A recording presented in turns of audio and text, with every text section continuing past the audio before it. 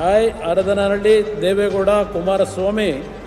ಇನ್ನು ಎನ್ಡಿಎ ಸರ್ಕಾರದಲ್ಲಿ ಬಿಜೆಪಿಯ ಮೈತ್ರಿ ಪಕ್ಷವಾದ ಜೆಡಿಎಸ್ನ ಮಂಡ್ಯ ಸಂಸದ ಮಾಜಿ ಮುಖ್ಯಮಂತ್ರಿ ಎಚ್ಡಿ ಕುಮಾರಸ್ವಾಮಿ ಅವರು ಕೂಡ ಮೋದಿ ಸಂಪುಟದಲ್ಲಿ ಕ್ಯಾಬಿನೆಟ್ ದರ್ಜೆ ಸಚಿವರಾಗಿ ಪ್ರಮಾಣ ವಚನವನ್ನು ಸ್ವೀಕರಿಸಿದರು.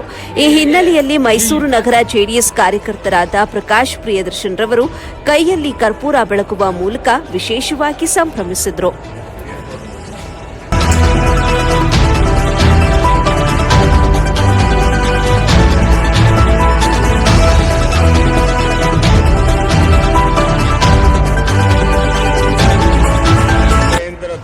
ದೇಶದ ಪ್ರಧಾನಿಯಾಗಿ 3ನೇ ಬಾರಿ ಅಧಿಕಾರ ಸ್ವೀಕಾರ ಮಾಡಿದಂತಹ ನರೇಂದ್ರ ಮೋದಿಯವರ ಎನ್ಡಿಎ ಸರ್ಕಾರದಲ್ಲಿ ರಾಜ್ಯದ ಮಾಜಿ ಮುಖ್ಯಮಂತ್ರಿಗಳು ಜೆಡಿಎಸ್ ಪಕ್ಷದ ನೇತಾರರಾದಂತಹ ಎಚ್ಡಿ ಕುಮಾರಸ್ವಾಮಿ ಅವರು ಕ್ಯಾಬಿನೆಟ್ ದರ್ಜೆಯ ಸಚಿವರಾಗಿ ಪ್ರಮಾಣವಚನ ಸ್ವೀಕರಿಸಿದ ಈ ಸಂದರ್ಭ ನಮ್ಮ ಜಾತ್ಯತೀತ ಜನತಾದಳದ ಪ್ರತಿಯೊಬ್ಬ ಕಾರ್ಯಕರ್ತರಿಗೂ ಹೊಸ ಹುಮ್ಮಸ್ಸು, ಹೊಸ ಹುರುಪು, ಖುಷಿ, ಸಂತೋಷ ಎಲ್ಲವನ್ನು ತಂದಿದೆ. ಇಂತಹ ಸಂದರ್ಭದಲ್ಲಿ ನನ್ನ ಒಂದು ಅಭಿಮಾನದಿಂದ ಅವರಿಗೆ ಒಂದು ಆರತಿ ಮಾಡುವ ಮುಖಾಂತರ ನನ್ನ ಸಂತಸವನ್ನ ಸಂಭ್ರಮಿಸಿದ್ದೇನೆ.